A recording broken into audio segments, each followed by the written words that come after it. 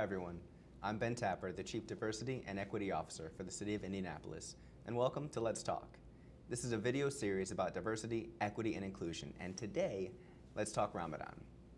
Now we're starting out with religious inclusion because we're a diverse workforce in an even more diverse city, and in order for this city to be everything that we believe it can be, we have to understand how to create environments and spaces in which everyone feels like they belong, regardless of what their spiritual or religious beliefs and traditions are.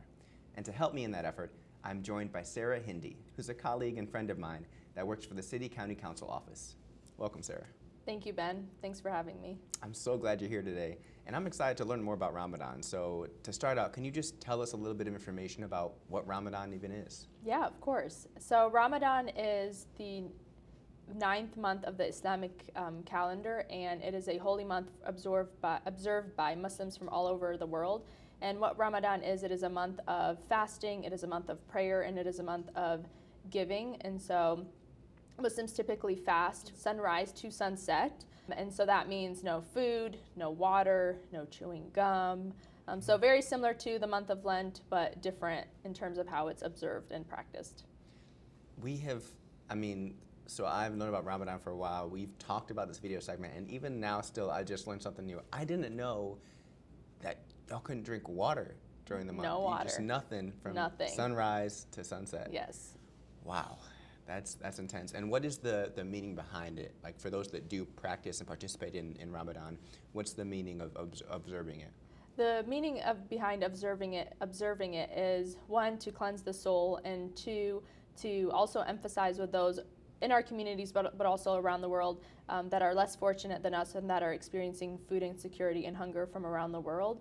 And so that's the intentionality behind it. And so through the holy month of Ramadan, but also of course all year long, Muslims learn a lot about, sacrificing and self-determination and commitment during that time, especially. Wow. And am I remembering correctly that the dates of Ramadan change year to year, similar to how Easter does for Christians? Correct, yes. So this year, the night of Ramadan will begin March 22nd, and so fasting will be the next day, the 23rd, and it will be a month long. So usually Ramadan is either 21 days, 30 days, or 31 days based on the sighting of the moon. And then each year it's not the same time, as you mentioned, so it goes back, I believe, 2 weeks. Okay. So this year we're starting off mid-March. Next year it will start in the beginning of March. Okay. And for employees in the workplace, colleagues, supervisors that want to be inclusive and kind of be supportive of those that might be practicing or observing Ramadan, what are the tips they need to know in order to do that well? Yeah, there are a few different ways that you could help support your colleagues or friends or those around you who are fasting and observing the month of Ramadan. So one, which I hope people are already doing, just checking up on your colleagues, seeing how they're doing, asking how they're doing. Another way is to provide flexibility, whether that be working hours. So some people, maybe they prefer to work. So I mentioned that fasting starts when the sun rises, and so there are 2 meals, typically during the holy month of Ramadan. But a lot of times, sometimes people just have 1 meal, but it depends. But suhoor, which people wake up before the sun rises to have that first meal, and then once the sun rises, it's the first prayer of that morning. And so maybe a colleague wants to start working really early in the morning and then end at an earlier time, or maybe split up their hours. So there's definitely room, if possible, to provide that flexibility. Remote work is now something that we've been doing for the last few years, but it wasn't before, and so that's also provided just a lot of flexibility during the holy month of Ramadan, which I've really appreciated. Just be mindful of, it's okay that if our colleagues are eating and drinking in front of us, it's okay, but just be mindful of having all staff, like lunches, pitch-ins, even just all-day trainings that might be very long days for your colleagues who are fasting, so being mindful of that, but also all extracurricular activities. So I'm a very social person. I love going out after work and hanging out with friends and seeing friends, or going to events throughout the city, but during Ramadan, because we break fast in the evening, I typically don't go to a lot of evening events, or even just after work, I'm more tired than usual. And so a lot of my social events during Ramadan decrease a lot. So just being Understandably. mindful of your, understanding of your friends or colleagues that won't be able to go to certain events that they probably regularly attend. Yeah. And I think that the piece in there that could really benefit everyone, which is why it's important to talk about religious inclusion, is that it might be a good idea to not have any all-day training. Supervisors, I'm looking at you. Just think about it. That's all I'm saying. Yeah. And honestly, like, we understand things come up. Like last year I had to go to a conference for 4 days and I was fasting, and it was in DC, and it was awesome. Like, I didn't want to miss it. Like, I could have not gone, but I didn't want to miss it. And so, it's again, like, we are used to observing Ramadan every month, and we know when it's coming, and we prepare for it, and we don't typically, like, nothing stops around the holy month of Ramadan. Like, we want to continue to be involved or engaged in our communities, and so, but being mindful and intentional and just thoughtful with what you're asking of your colleagues during that month, I would say. And especially, I think it's important as we talk about religious inclusion, is creating safe spaces. So whether that be, a quiet room for a private prayer for your colleagues, or even when I was in school, K through 12, and I was fasting. I started fasting at a young age, around, I would say, like second grade. I think I was in second grade. And teachers, instead of going to the cafeteria with my classmates, a teacher would always have me go to the library, and then sometimes I'd cross paths with my brother who's also fasting, and we'd both be in the library. And so the library was a safe place for us in school as people were eating lunch, and sometimes they'd say, stay during recess too if you don't want to go outside and play. And so we'd hang out in the library. So it's so important to think about how we create inclusive and welcoming and safe spaces in the workplace and outside too. Yeah, and this, you kind of walked right into my next question, so kind of drilling down to either your experiences or the experiences of people around you. What are some highlights of ways that, like, folks have made Ramadan or made spaces more inclusive during Ramadan, and some lowlights of when folks have missed the mark? What are some examples that you would share? Yeah, I think another example that I would share is actually just last year I was in grad school, and my grad classes happened in the evening, so they'd go from 6 to 8:30. And so the professor the last day wanted to bring in treats, or I think we were just talking about like local favorite bakeries, and she wanted to bring in sweet treats. And so she knew that it was during Ramadan, and I told her like it was okay that she brought in, like, it's okay if my classmates eat in front of me. And she was like, no, I'm not. That's, there's another way around it. And so she ended up having the cookies, and the cupcakes and muffins were all wrapped. And so it was at the end of class that she offered people, like, take a sweet treat on your way out, because it's the holy month of Ramadan. And I thought that was just super special and sweet, because I didn't announce to the class that I was fasting or what Ramadan is. So sometimes when people are intentional with their actions, like, it allows the space for greater conversation on, like, what is Ramadan and why do you fast? And people can have a better understanding and get to know their colleagues or their peers or wherever they're at. So that's, I would say, another example. Yeah.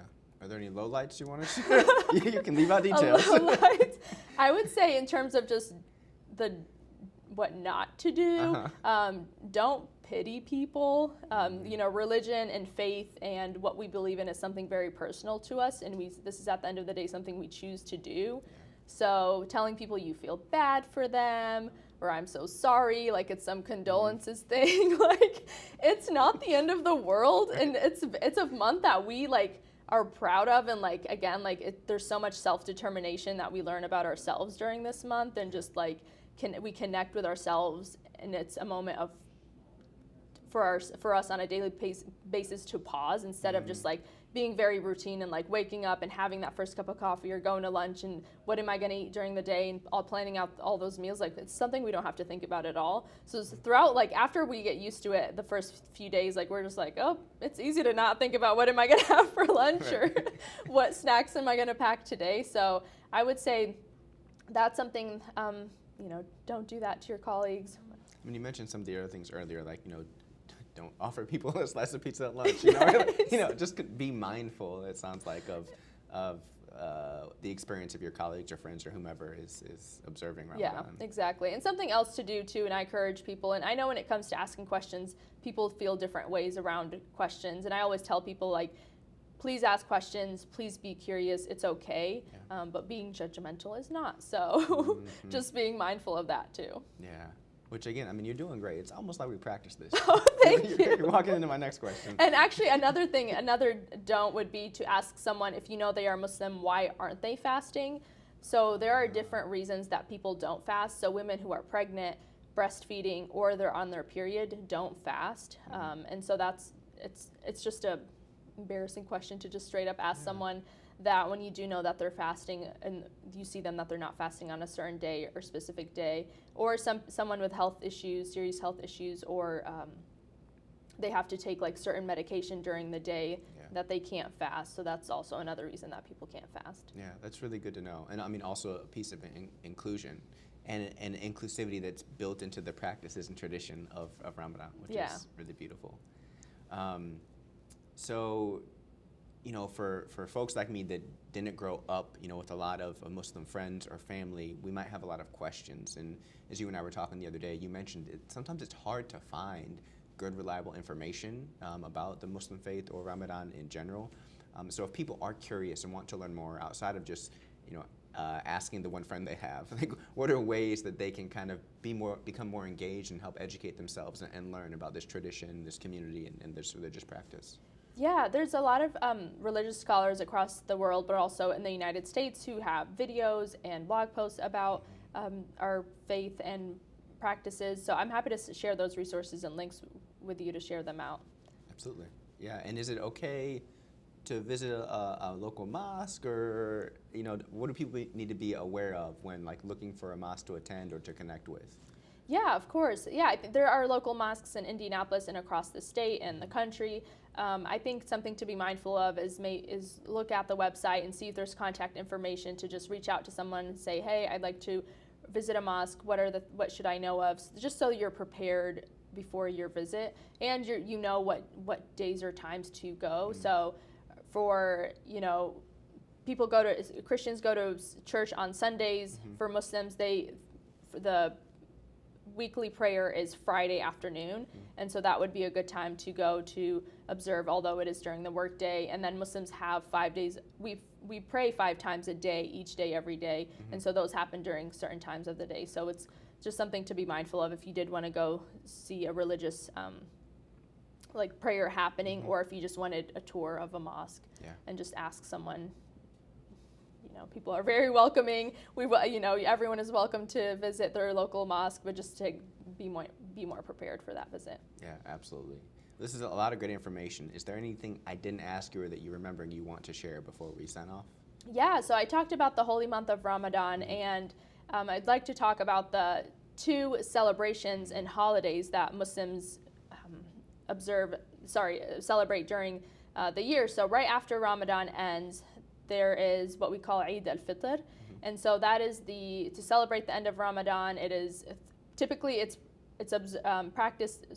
celebrated 3 days, and a lot of times people will take, especially in America, we'll ask for 1 day off, but we spend time with it. We start the morning off with prayer, and then we spend time with our family. We go out to brunch, we give gifts, and it's just a big celebration. So that's one holiday. And then the second annual holiday that happens is Eid al-Adha, which is the holiday of sacrifice, and that is typically observed a few months after Eid al-Fitr, so they're back to back. And as I mentioned, like, the religious holidays are all based on like the moon sighting, and they're not the same time each year. Same date and time each year. And so during that also, it is 3 days of celebration, and then the day before, it's also another day of fasting.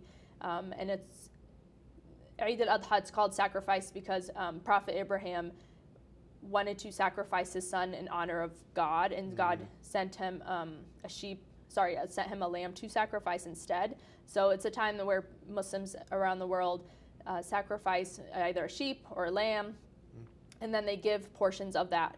1/4 of it is given to a neighbor or a friend, and 1/4 of it is for stays with your family. Another 1/4 is given to a family member, and then another 1/4 is given to a family in need. And so again, going off of that concept of not only just sacrifice and self-reflection and cleansing the soul, but also like thinking of others who are less fortunate. So charitable giving is something that is focused on a lot in in Islam. And so that's also another holiday that will be coming up in a few months. Yeah, and that's what a beautiful tradition. I love how that element of sacrifice and thinking of the other is built in. That's a really rich element there. Yeah. So yeah, thanks for sharing that. Of course, thank you.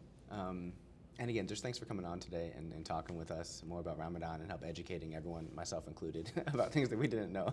So we definitely appreciate your time. Thank you for having me. And again, for all those tuning in, feel free to reach out to me if you have questions. I'm happy to chat. For those that know me, they know I like to talk a lot, so I'm always happy to. That's how I got you here. Yes, exactly. So, yes, there are other resources that people can reach out to, but I'm always happy to be a resource to folks, so don't hesitate to reach out. Absolutely, and again, we appreciate the wisdom that you're sharing today. And thanks everyone else for watching, and if you have any future topics you want us to cover, please let me know. Until next time, I'm Ben Tapper. Let's talk.